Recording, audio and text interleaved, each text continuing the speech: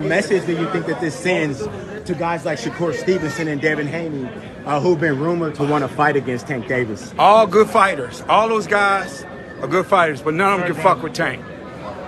Period. None of them. None of them. Excellent. I keep telling y'all, he say he's the king. And this Vicious right here. I ain't never seen a king hold his kingdom down when you have a vicious crew come through. We coming through. You hear what I say? We vicious. We ain't just boxing. We doing this. Be prepared. Stop playing with my youngin. Stop playing with my youngin.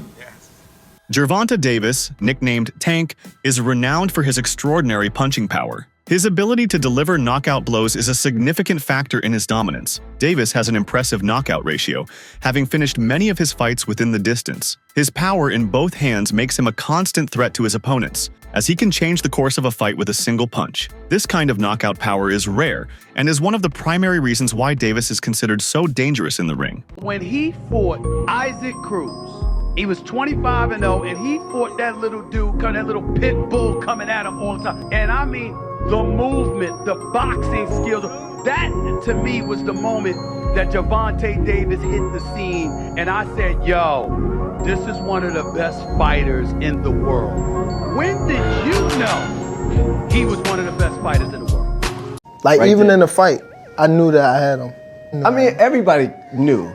No, but people didn't know, like, he actually can hit, like, when his punches was, like hard. You felt it? Yes. Was he the strongest punch you think you ever felt? Facts. Really? Yeah. In addition to his power, Davis possesses remarkable speed and agility. His quick footwork and hand speed allow him to maneuver around his opponents effectively, land fast combinations, and evade incoming punches. This combination of speed and power makes him a difficult opponent to predict and counter. He can swiftly change his tactics mid-fight, keeping his adversaries off balance and unable to establish their rhythm.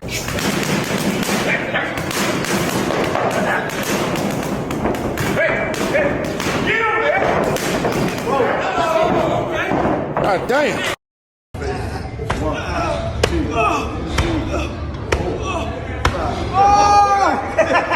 Davis's defense is another critical aspect of his fighting style. He employs a high guard and uses shoulder rolls, head movement, and quick reflexes to avoid getting hit cleanly. His defensive prowess often frustrates his opponents, leading them to make mistakes that Davis can capitalize on. This defensive capability not only minimizes the damage he takes, but also conserves his energy, allowing him to maintain his offensive output throughout the fight. Just a small, unknown guy who used to sit at the top of the boxing world a few years ago by the name of Floyd Mayweather. What happens in that fight? Another relationship gone sour there. Gervonta's had a lot to say about his former promoter. You would say Gervonta was a protege of Floyd, and I like that matchup. I like it a lot. Speaking about how what does Gervonta do when he's got somebody in front of him that can be sharp for 12 rounds? Floyd is the definition of he is on point at all times, and he will not get caught with anything crazy, anything unruly in the corner. It's just not going to happen to Floyd Mayweather. And so, with that being said, I've got Tank by knockout. Go watch the full episode now. One of the most impressive aspects of Davis's skill set is his versatility. He can fight effectively at different ranges, whether it's inside the pocket or from a distance. He adapts his style based on his opponent's weaknesses, making him a versatile and unpredictable fighter. This adaptability means he can take on a variety of boxing styles and still come out on top, whether he's facing a power puncher, a counter puncher, or a pure boxer. All right. Hey guys, Adriana Jimenez joined here with two-time and current WBA super featherweight champion Gervonta Tank Davis. Gervonta, just a couple of days away from headlining your first U.S. base card against Hugo Ruiz, originally against Abner Mares, who we wish a speedy recovery. How excited are you to get inside the ring and give us a great show? I'm very excited, just to be back, just to be back in the ring, give my fans a great show, even the fans all over a great show that's turning in on Showtime. I believe that I will have a great performance. I don't think I have a lot of ring rush, but hopefully Hugo can come in, living up to his word, and I live up to my word, and we give on a great show. We know that Hugo's been pretty vocal saying that he wants that knockout, that he wants to knock you out. But we know that you're very confident in what you bring. What kind of fight can we expect? Action-packed fight. Off of what he's saying, he's saying that he coming in to knock me out, so he have to bring action, to do that. So I'm ready. Training camp been going great. Gervonta Davis exudes confidence and possesses a strong mental fortitude. His self-belief and composure under pressure are evident in his performances. This mental toughness is crucial in high-stakes bouts, as it allows him to remain focused and execute his game plan regardless of the situation. His ability to stay calm and collected, even when faced with adversity, is a testament to his psychological strength. The best ones out there is what they don't know gets less respect for it, but one of the best ones out there. Now his mouth a little different, you know what I'm saying? He's a different kind of character when it comes to the mouth. Yeah. Because that's where he's from. But he's really one of the pound the best ones of the crew. And I'm gonna tell you why he's the best one of the crew, to me. He can punch, but he also can box. You understand me? Some that can box can't punch. Some that can punch can't box. He can box, he can punch, he can move laterally, he can do it left side, right side, he can do whatever he needs to do as a southpaw to get the job done. And that's saying a lot, because not many guys can do that today. As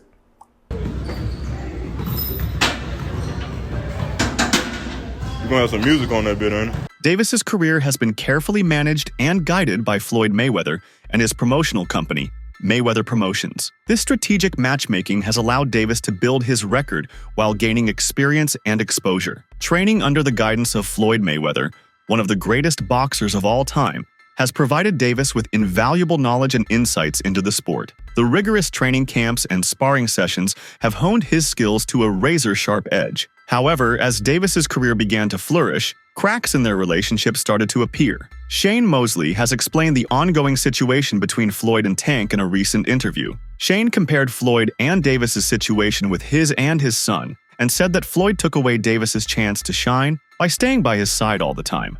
How you feel about Floyd and Tank beefing online? I see it a little bit. Yeah,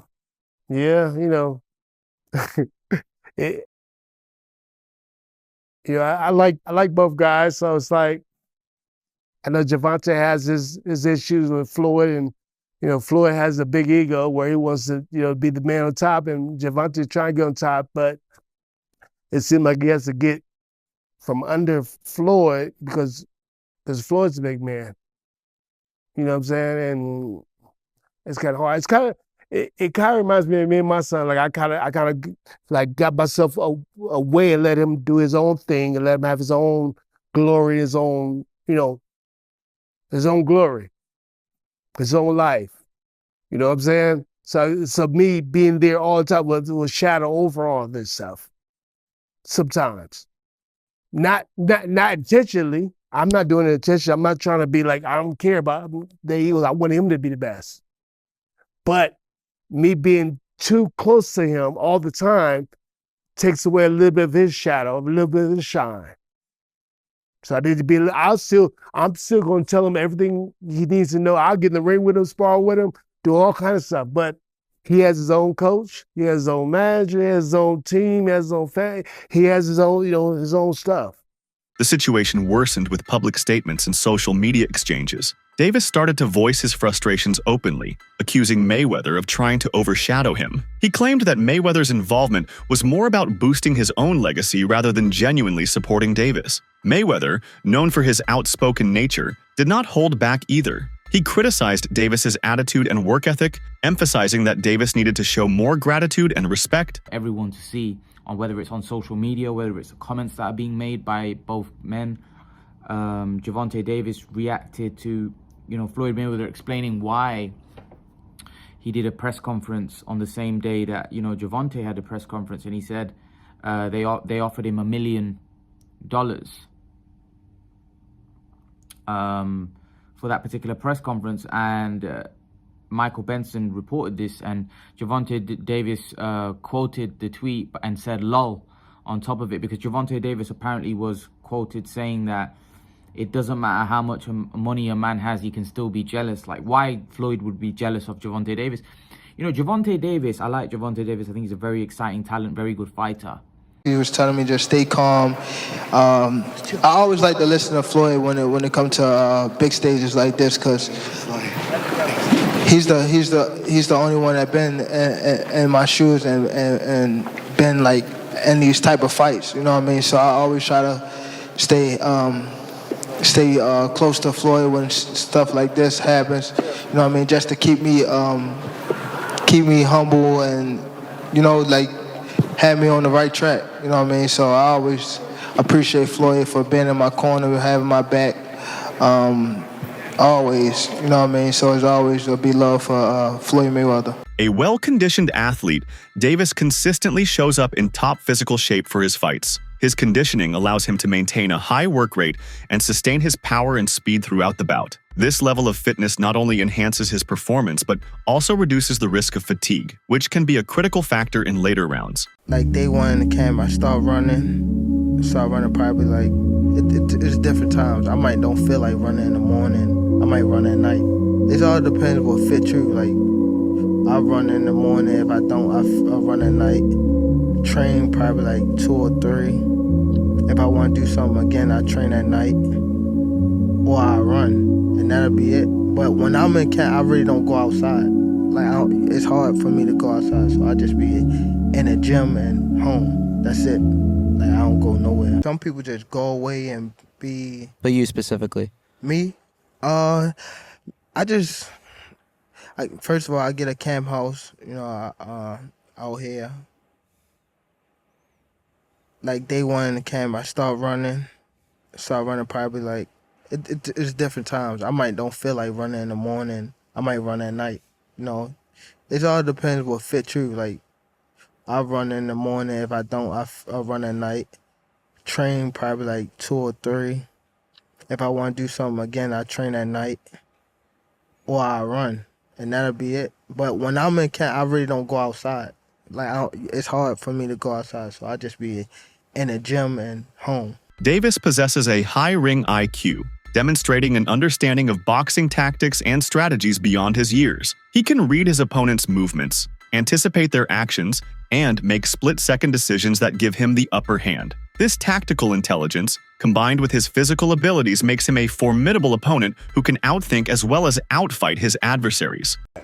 So can you confirm or deny Lamont Roach would be the backup? No, Lamont Roach and Tank got a history together, an amateur history where they went back and forth as amateurs. You see what I'm saying? It's not a bad fight. Frank was on stage. He said, "I'm going to beat Tank's ass." What's your response to that? Nah, a lot of them said that. A lot of them said that, and I want him to have that attitude because, again, I know what's under the hood with him. He's forward built tough. While not directly related to his in-ring performance, Davis's popularity and marketability contribute to his aura of invincibility. The support from fans and the media attention he receives can have a psychological impact on his opponents, who may feel additional pressure or intimidation when facing him. This external factor can influence the mental state of his challengers, giving Davis yet another edge. No, a statement. They're going to see a statement that I want to make to the 35-pound division. You know, like I said, not overlooking Renee. I know he's coming in at a fight, but I don't think he's going to be able to fight for 12 rounds at the pace I want to fight, so... Just to piggyback off one thing real quick, if I can. You mentioned, obviously, the Lamont Roach fight with Gervonta. We don't know if that's happening 100% December or January, but how do you see that fight going? Do you feel confident giving a prediction on someone else's fight as opposed to your own? Me personally, no, because I don't know what Lamont Roach and his team are working on. I don't want to, down the man because who knows, maybe he might shock the world. It's not on us to decide. I mean, boxing is a one-shot sport. Anything can happen. Nobody's invincible from getting knocked out. So, I mean, Tank better stay off Twitter. He better worry about his opponent. So, that's all I got to say. But in my opinion, Tank should win, but you never know. All right. Floyd, thank you so much for your time. I appreciate it. It was lovely meeting you. And hopefully we'll be able to catch up with you post-fight. Yes, of course. All right. Thank you. Thank you so much.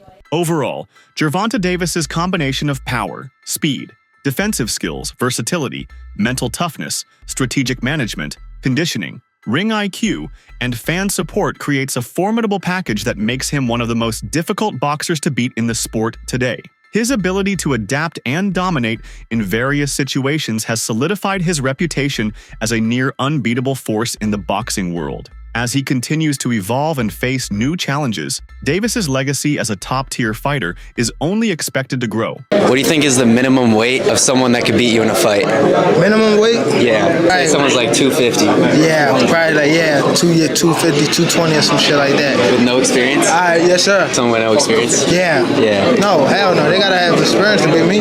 No, but like a 300 guy, no experience. You think Nah, you could beat him? I'm whooping that ass. Yeah. I'm whooping that ass for sure. What do you think about Gervonta Davis's skills and fighting style? Do you believe he can remain unbeaten? Share your thoughts and join the conversation in the comments below.